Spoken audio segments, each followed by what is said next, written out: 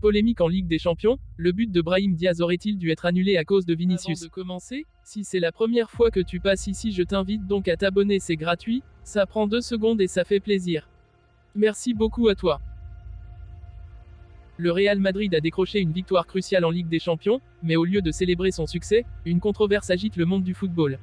Lors du choc face à l'Atlético Madrid, Brahim Diaz a inscrit un but décisif, mais de nombreuses voix s'élèvent pour remettre en question sa validité. En cause, la position litigieuse de Vinicius Junior, qui pourrait avoir influencé l'action. Faut-il parler d'un simple cas de hors-jeu passif ou d'une interférence manifeste? L'absence d'intervention du VAR a alimenté les débats et renforcé la frustration des supporters de l'Atlético Madrid, qui crient à l'injustice. Une action litigieuse, Vinicius en position illicite. Les images du but de Brahim Diaz montrent clairement Vinicius Junior en position de hors-jeu au moment du tir. Bien qu'il ne touche pas le ballon, sa proximité avec Jean Oblak pose question. Le Brésilien se trouve directement sur la trajectoire du tir, à seulement 1,5 m du gardien slovène. Selon le règlement de l'UEFA, un joueur en position de hors-jeu peut être sanctionné s'il interfère avec un adversaire, notamment en obstruant la vision du gardien ou en l'empêchant d'intervenir.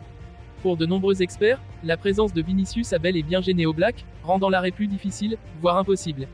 L'ancien arbitre et consultant Pavel Fernandez, intervenant pour Marca, ne mâche pas ses mots. Plus grand que, il y a un hors-jeu de position sur le but de Brahim. Vinicius est sur la ligne de tir et à 1,5 m d'Oblak.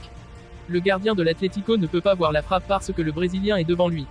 Il n'y a aucun doute pour moi. Ce n'est pas une erreur de l'arbitre, mais du VAR, qui n'a pas fait son travail. Un point de vue partagé par David Medina, analyste pour AS. Plus grand que, il est évident que Vinicius est dans la trajectoire du ballon et que cela doit être sanctionné. À moins que l'UEFA ait décidé de modifier les règles spécialement pour le Real Madrid, ce but n'aurait jamais dû être validé. L'argument en faveur du but, une action fluide et non-intervention de Vinicius. Si une partie des experts estiment que le but aurait dû être annulé, d'autres défendent la décision arbitrale. Selon Miguel Ángel Mendes, consultant sur Radio Marca, Vinicius n'a pas interféré activement avec le jeu.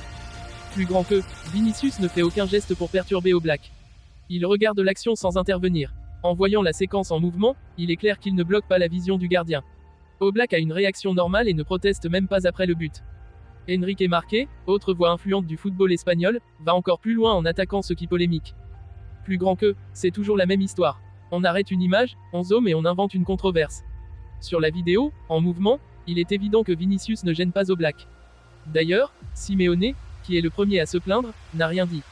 Aucun joueur de l'Atlético ne s'est précipité vers l'arbitre pour réclamer. Si eux n'ont pas protesté, c'est bien que le but est valide. L'ombre du favoritisme plane sur l'UEFA. Cette polémique ravive un débat récurrent en Ligue des Champions, le Real Madrid bénéficierait-il d'un traitement de faveur de la part des instances arbitrales?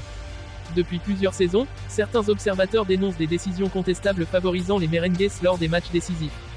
Des pénaltys généreuses accordées, des fautes non sifflées, des hors-jeux oubliés, les accusations ne manquent pas. David Medina rappelle un précédent troublant. Plus grand que, il y a quelques années, un but de Savic avait été refusé pour une action identique en Ligue des Champions. La règle était alors appliquée strictement. Mais quand il s'agit du Real Madrid, elle devient plus souple. Où est la cohérence? Si du côté des supporters madrilènes, on considère ces accusations comme de la jalousie, ceux de l'Atlético Madrid et d'autres clubs européens dénoncent un favoritisme systémique. Le silence du VAR, une erreur de plus en Ligue des Champions. L'assistance vidéo a été mise en place pour éviter ce type de polémique, mais son absence d'intervention suscite des interrogations. Pourquoi l'arbitre n'a-t-il pas été invité à revoir les images?